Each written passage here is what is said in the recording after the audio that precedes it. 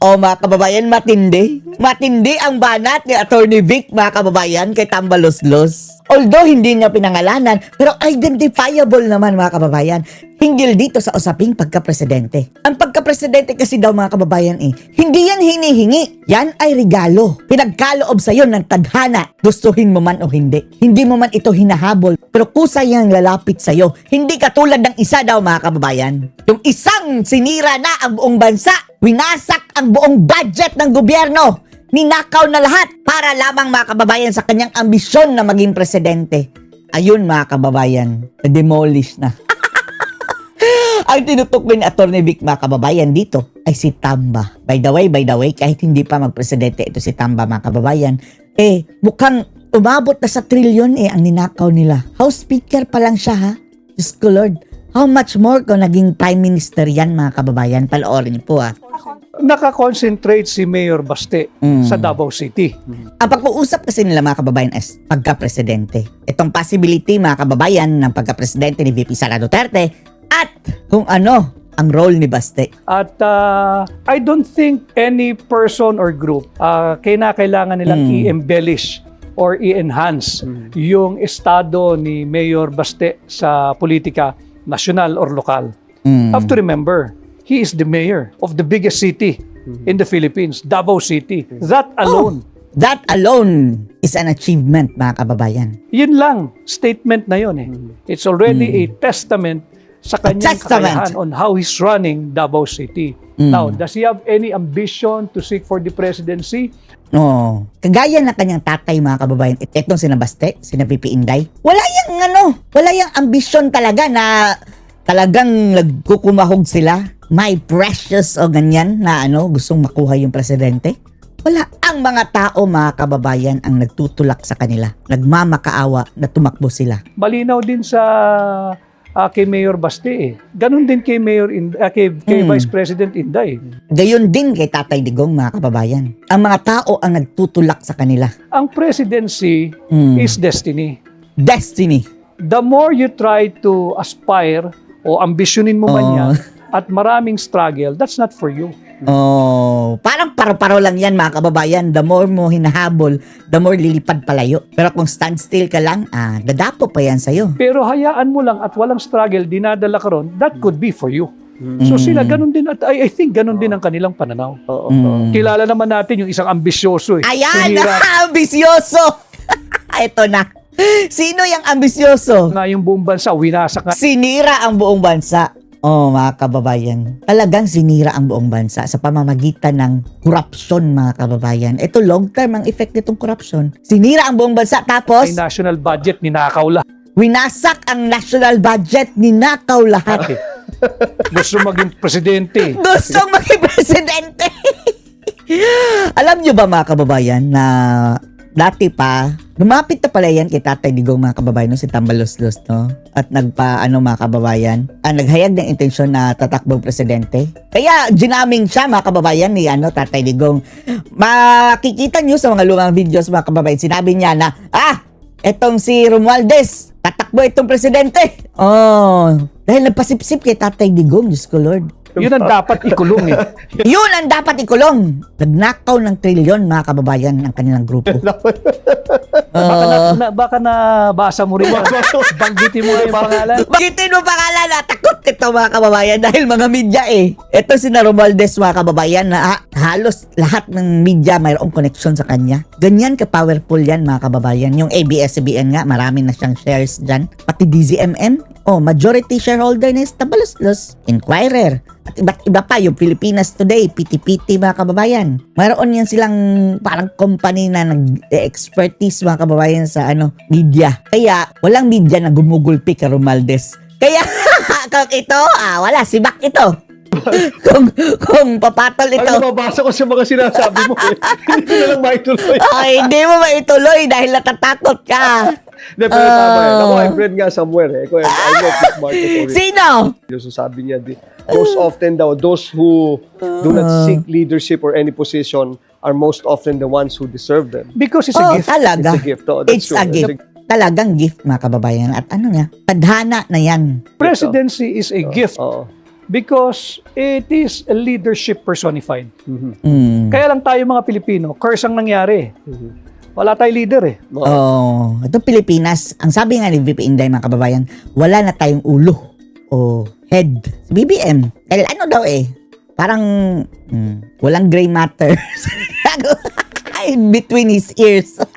Wala tayong leader. Walang leader. Nagnanakaw pa yung pera natin mga Pilipino. Oh, But mga leadership, magnanaka. presidency is a gift. Magnanakaw. Leadership is a gift na hindi lahat ay binibiyayaan at hindi lahat ay pinagkakalooban. Oh, talaga. Oh, samantala, pakinggan po natin itong discussion ni Manong Jason sa mga kababayan ha. Marami din siyang pinasabog dito mga kababayan tungkol doon sa hearing sa Congress laban kay VP Sara. Yung mga pilit maharang mga kababayan sa presidency ni VP Sara Duterte. Kailangan dokumento na nagpapatunay na nagbigay ng pera si Duterte kay Madriaga. Tapos Tatay Digong mga kababayan, dinadamay na nila. Close daw sila ni Tatay Digong. Tapos tinanong siya mga kababayan na, nasaan ang picture ninyo ni Tatay Digong? Wala ni isa. Kami lang ang nakakaalam na close kami. Punyet. Yung anong tawag nito, may Stupid. turnover, binigay. Stupid. Ramil, ito yung motor mo, mahilig ka naman sa motor, madisgrasya ka sana. Walang ganun eh. Puro basta sa kanila, sige lang, palabas lang tayo ng palabas ng istorya para nang sa ganon, bandang huli, mabibilog natin yung utak ng Pilipino na masamang tao talaga si Inday. Mga bugok lang din ang nabibilog mga kababayan. Sila lang din ang naniniwala sa kanilang kalokohan. Opo. Sir Jay, sa April 29 na po, posible daw magdesisyon na yung House Committee on Justice kung may probable cause.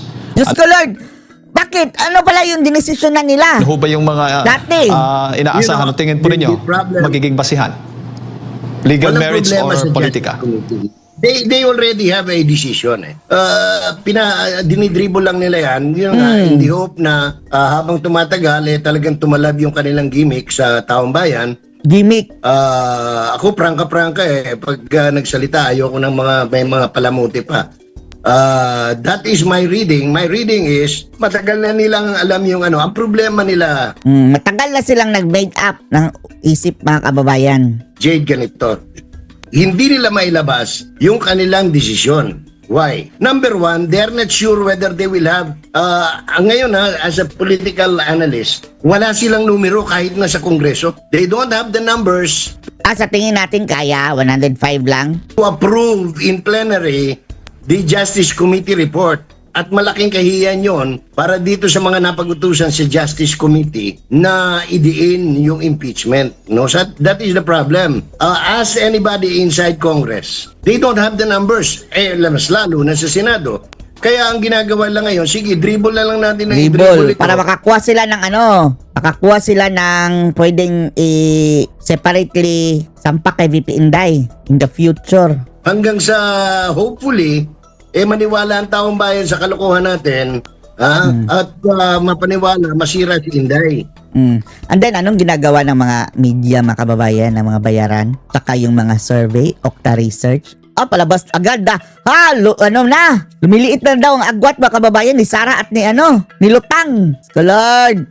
So yun ang talagang katotohanan dyan. Wala silang numero kahit na sa plenaryo. Tingnan mo lahat ng dating kakampi ni Speaker, former Speaker Ferdinand Martin Gomez Romualdez.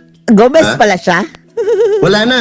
Naglipatan na ng grupo. May Lumayas sa Lumayas sa lakas. lumipat sa Federal, may lumipat sa National Unity, In UP. may lumipat sa PDP Laban. They don't have the numbers. Unfortunately for Luis Roridon and company, they don't have the numbers. That's why they can. Sana nga magdilang anghel ka Manong J, na kulang sila sa numero dahil pagkaalam natin kaya pa nilang kunin mga kababayan ang 105. Kung gano'n na mahihirapan, magandang magandang senyales yan mga kababayan. Dahil sa tingin natin talaga kayang-kaya pa nilang kunin ng 105 mga kababayan sa impluwensya ba naman ng bangag ngayon at sa previous nila na previous behaviors mga kababayan na halos unanimous bumoto ng impeachment. Kaya hindi talaga malayo. Not come up with a committee report and submit it to the plenary. And then, isa pang problemang malaki, even assuming arguendo na lulusot yan sa plenaryo by virtue of Pero ito lang warning natin dito sa mga buhaya. Markado na kayo sa amin ha. Magka-active tayo mga kababayan. Negative campaign tayo dito sa mga congressman na boboto na ipa-impeach si Sara Duterte. Talaga, active campaign, negative campaign na hindi dapat iboto ang mga buang na to sa susunod na eleksyon. Bumubuo na mga kababayan ang Rage Coalition ng mga leaders, mga kababayan sa bawat lalawigan. So in charge kayo ha. Kung mayroon kayong kongresistang boboto sa impeachment, magne-negative campaign tayo para sa kongresistang iyon. the compass of Sandro Marcos, Charis. hindi pa rin lulusot sa mataas na kapulungan. Ano sabi ni Atty. Topacio? Topacio ba yun mga kababayan? Si Guanzon. Na ito daw ang pet project ni ni Sandro Marcos ang impeachment ni Sara. Kasi they don't have the numbers. Yun nga lang committee report ni anong pangalan nito? Nakakatuwa yung yung mga Senator ginagamit na term nila Lacson tsaka yung mas tsaka ulol, no? Wala nga gustong pumirma ha? Wala nga gustong pumirma. Ano pa lang yun determination pa lang yun. Ang rason bakit? Sapagkat wala ayaw ibanggitin sa committee report ni Lacson sa Blue Ribbon. Ay, kasi yan, doon kasi yan sa Senado. Sa Kongreso kasi mga kababayan, wala, sunod-sunuran lahat. Yung mga mastermind doon sa flood control. Mas lalo na sa impeachment. Ilan bang yun at yun sila ang pumipirma.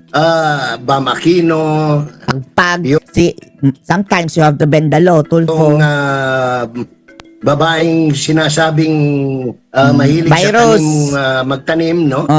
Si Oh, Ontiveros. Mahilig sa patatas na mukha na si Llamas. Sino pa ba? Si Kiko Matsing. Kiko Matsing. Kiko Pangilinan. Si Machination. Lacson na baklaers Saan daw, naman sabi ni nakita? Miriam. Very, very uncommon, Admar, Jade, na committee report ng Blue Ribbon, bumoboto yung presidente ng Senado. It doesn't happen very often. But dito, para lang dumami yung nakapirma, Kulang pumirma si Soto, pumirma si Lacson, pumirma yung tatlong miyembro ng Three Musketeers, no? Kaya may lima, walang gustong pumirma. Buti na lang, wala na si Gordo, no? Kasi gang up talaga yung mga visit na yan, mga kababayan, Kasi paano ka naman pipirma? Pipirma ka ng ang issue flood control, anomaly, skandal, corruption, pero wala kang mastermind. Yan, bigla na lang sumulpot, Mulpot lang, nawala ng pera, bigla. parang kabuti. Hindi mo pwede yung gano'n. Kabote. Gano'n din sa impeachment, Jade. Opo. Ayan. At nabanggit mo na rin si Congressman, dating Congressman Zaldico. Siya ba, naniniwala ho ba kayong mapapauwi siya dito sa Pilipinas? Isa pa yan. Isa pa yung problema na yan, mga kababayan. Dahil mukhang fake news daw si Bangag, mga kababayan, sabi ni Roque. Gobyerno. Hindi nga ako naniniwalang nahuli siya Wala namang huliin kasi alam mo, noong kumocover ako na Imerda trial, marami kami 151 newsmen. Ako lang ang bukod tanging Pilipino na galing ng Pilipinas na kumover ng live for 7 months, no? At ang mga nakasama ko doon, iba-iba. May mga Aleman, may mga European, American, Canadian. Yung Phil Canadian, sa Canadian Broadcasting, isa yun. Tapos may isa galing din sa correspondent ng Manila ng Times, Philippine-American. Pero yung island-born na Pilipino ako, tsaka ang araw-araw naging kaibigan ko doon, mga galing ng Europe, mga yun nga. Kaya ang unang ginawa ko nung mabalitaan ko doon, tinawagan ko sa Prague. At wala silang alam. Wala sila. Pati ang minister, mga kababayan, na Justice Ministry pala, ng Czech Republic. Walang idea.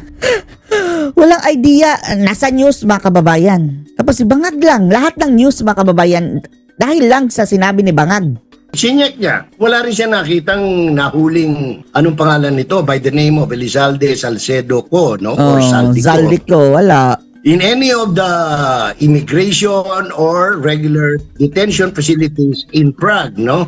Prague. At katunayan, ngayon nakita ko pala yung yan? report ng Foreign Ministry ng Czech Republic. They know nothing about the arrest wala. of a certain Elizalde Co or Saldi Talagang Co, sila ang former nagsabi, congressman in the wala kami nalaman ng ganyan. Philippines. So, paano ka maniniwala? I'm not saying hindi totoo yung sinabi ni Bongbong Marcos sa kanyang post sa Facebook at saka kung saan pang social media platform niya, no? I'm Facebook, not saying that. Baka may alam siya na hindi natin alam. Pero, yung kabangagan na naman siguro. sources of information natin as former journalists, Dapat may confirm niyan mga kababayan sa lahat ng news talaga ang nakalagay. Sabi ni Bongbong Marcos, tinote lang siya mga kababayan. at malapit dito sa usaping ito, nag-source tayo. Hindi naman tayo pwedeng magtanong-tanong lang sa tabi-tabi. Kinakailangan doon sa mismo nakakalam at doon nakabase sa Prague, no, sa Czech Republic. At wala talaga silang alam no? They know nothing about this. Nothing. Pangalawa kasi, Nothing. para lang maintindihan ng taong bayan, pag ikaw ho ay may hawak na passport ng European Community, halimbawa, in the case of Saldico, reportedly may hawak siya na Portuguese passport. Pag pupunta ka ng Germany kasi sinabi nila nahuli sa border ng Germany, di ba? Tapos binalik sa Republic. Yun ang pakulo ng Malacanang. Kasi ang katotohanan para malaman ng tao, kasi pag biyahe kayo dyan, no? Pag meron kang Schengen visa yan sa buong Europe, no? Malaya kang makapupunta sa any of the European countries within 90 days and even stay there for 90 days using your Schengen visa. At ang kailangan mo lang Pero ito kasi sa saldi ko, baka expired na. yung passport mo at saka ID mo.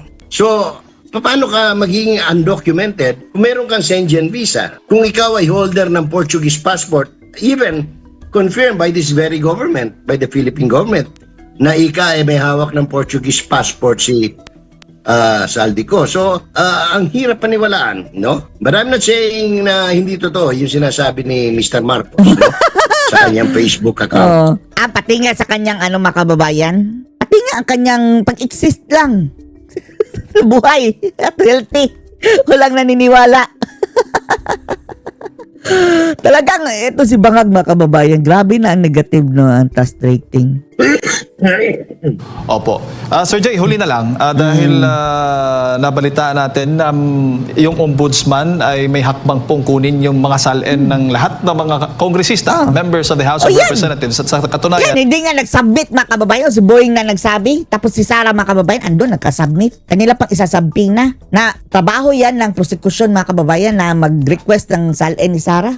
nasa 26 na ang Open for isa sa public ilalim naman yan sa lifestyle check. Sa tingin po rinyo, Yan ang problema mga kababayan. Sina Sarah nagsabit doon sa ombudsman. Pero itong mga buaya mga kababayan, hindi nagsabit ng mga salin sa ombudsman. Si Boying, galit-galitan kunwari mga kababayan, bigay ng salin. Papansin. Walang nagbibigay ng salin doon sa Congress mga kababayan. ay hindi po ito makakaapekto doon sa magiging boto ng mga kongresista dito sa impeachment hearing laban kay Vice President Sara Duterte? Ano ba magiging implikasyon? Hindi naman siguro, Jade. Kasi unang-una, karapatan ng anong tawag dito? Obligasyon, unang-una, ng House of Representatives to submit a copy to the Ombudsman. Kasi 3 kopya yan. Ako, 11 years ako sa gobyerno, Jade. Pag na every end of the year or start of the year, nagsasubmit ka ang lahat ng government employees and officers ng statement of assets, liabilities, and network o SALN. Ang isang kopya niyan, maiiwan sa opisina. Halimbawa, ang opisina mo, DSWD, maiiwan doon yan. Ang isa, isasubmit sa Civil Service Commission at ang isa sa Office of the Ombudsman. Ngayon, very administrative yung ginagawa ng Ombudsman ngayon, requiring them to submit their copy. Kasi dapat talaga may kopya ang Ombudsman. Wala pong irregular doon. That is within the obligation of the Ombudsman to secure the copies of SALN of all 300 plus congressmen and all other employees of the House of Representatives. Ganun din sa Senado at sa iba pang opisina ng gobyerno. Ngayon, makakapekto ba yan? Kung ang winowori nila ay 26, tingin ko hindi rin makakapekto kasi they need what? More than 100 eh. to get the approval and have it transmitted to the Senate. So I do not see any probability or possibility na makakapekto ito dyan sa takbo ng drama sa impeachment dyan sa House of Representatives, Jade. Baga, normal process lamang po ito na ginagawa. Wala po kayong red flag na nakikita.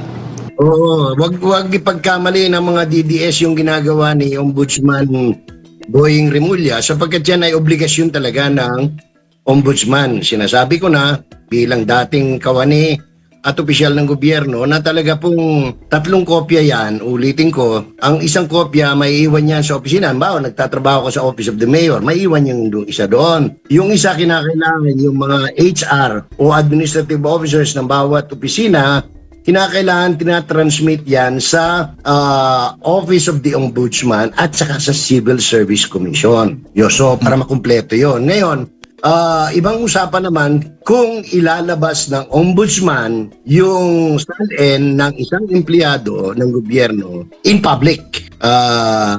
Kasi like, may kanya-kanya kasing ano yan may kanya-kanyang anong pangalan nito, reglamento ang bawat opisina. Like for example, the Supreme Court. The Supreme Court and the Senate, yung iba pang opisina, they have internal rules na hindi nila kapag karaka ilalabas yung mga salin unless it is required by the court. Hindi ko alam sa reglamento ng ombudsman kung kapag karaka pag hiningi halimbawa ng Justice Committee ng Kongreso na ilabas nila isa publiko nila yung salin ng kung sinong tarpulano na nasa gobyerno. So, I am not, anong tawag nito? I am not an expert on the goings on in the Office of the Ombudsman. At nakikita po ninyo, Sir Jay, na magiging sapat na basihan po itong salin na ito para makita na basihan na may posibleng katiwalian ng isang opisyal ng gobyerno kung ang layunin ay tukuyin yung irregularidad nga, particular nga doon sa flood control projects. Kung ang proseso legal, maaaring hindi. Kasi tandaan mo, merong naging ruling, may jurisprudence ang Supreme Court doon sa naging kaso ni former Chief Justice Andres. Ano tawag? Corona pala.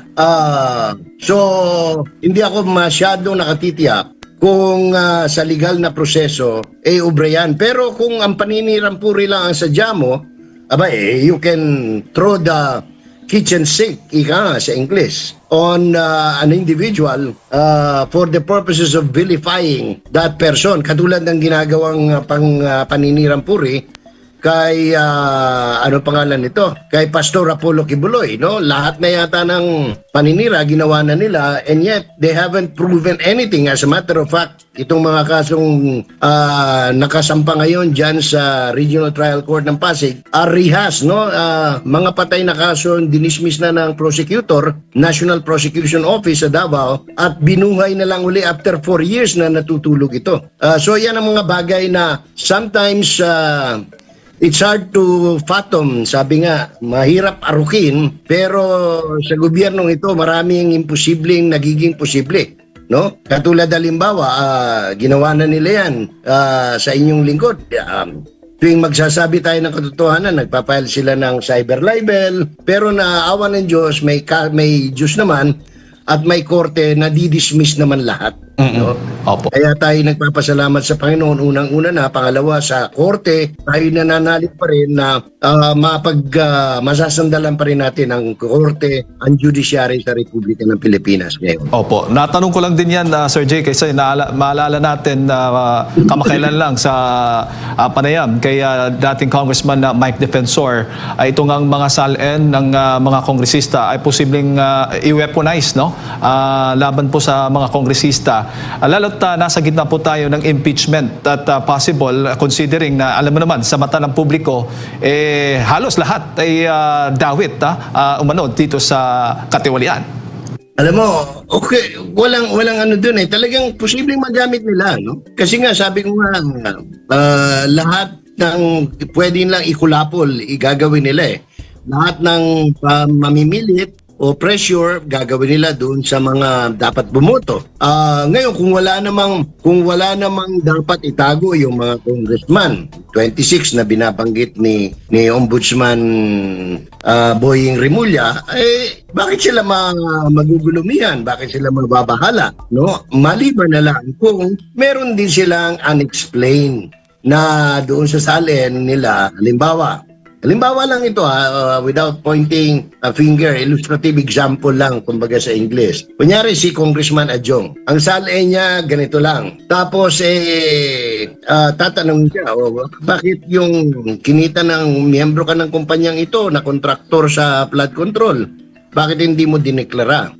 Di ba? Yung mga ganon. So, baka yun ang sinasabi mo na maaring panggipit nila sa 26 congressman. But as I said, ang tawag nito, sa dulo-dulo ng prosesyon, sa simbahan din ang tuloy eh. Kung if they have the goods on Mrs. Carpio sa impeachment, they should file a report, a committee report, submit it to the plenary, let the plenary decide, discuss, and then decide on the merits of the committee report. At kung kinakailangan ibasura ito, ibasura kagad, dalhin sa payatas, masunog yung mga papel na pinagsulatan ng report, o kaya ay aprubahan ito at dalhin sa tabi ng ilog, sa tabi ng dagat sa Pasay City, sa may Senado, at para nang sa ganoon magkaroon ng tamang proseso, yung tamang trial, hindi yung sarsuela trial, mini trial na ginagawa ngayon ng grupo ni Luistro, no? Opo, Ni ayan. Congresswoman Luistro. Ayan, Sir Jay, siguro yung huling mensahe para sa ating mga kababayan nanonood po at nakikinig sa mga oras na ito. Unang-una, ang nais kong iparating sa ating mga kababayan, sa hirap po na kinakaharap natin ngayon sa pagtaas ng presyo ng langis at yung concomitant effect nito sa ating kabuhayan, gumawa ho tayo ng mga paraan para maibsan ang ating kinakaharap na problema sa pananalapi, sa kabuhayan, sa pagkain. Huwag tayong umasa masyado sa gobyerno. Kapareho niyan, pipila kayo ng 2-3 araw sa ayuda hanggang wala kayong kain, may matayin pa kayo. Wag ho yung ganon, magtanim-tanim tayo kahit sa paso, no? Ng mga kung ano yung pwede nating mapakinabangan sa ating pang-araw-araw na buhay. At wag mo nating kalimutang magdasal pa na sana ay magkaroon ng katuturan itong mga namumuno sa ating lipunan at sa ating pamahalaan na maipagkaloob sa atin ang tamang panunungkulan at pamahalaan na ating pwedeng asahan sa panahon ng kagipitan. Kasi kumisan, hindi man ako reliyosong tao, Jade, pero nakakaalala lang tayo sa Panginoon kapag nasa gipit na tayo pero magkaganon pa man, yun pa rin ang aking kasamo, ang aking usal para sa ating mga kababayan. Let us keep our fingers crossed, work hard for ourselves, and do more prayers, hindi lang little prayers. More prayers para nang sa ganun ay magabayan tayo ng ating may likha sa pagtahak sa landasing ikabubuti natin. Alright. Sir Jay, maraming salamat po at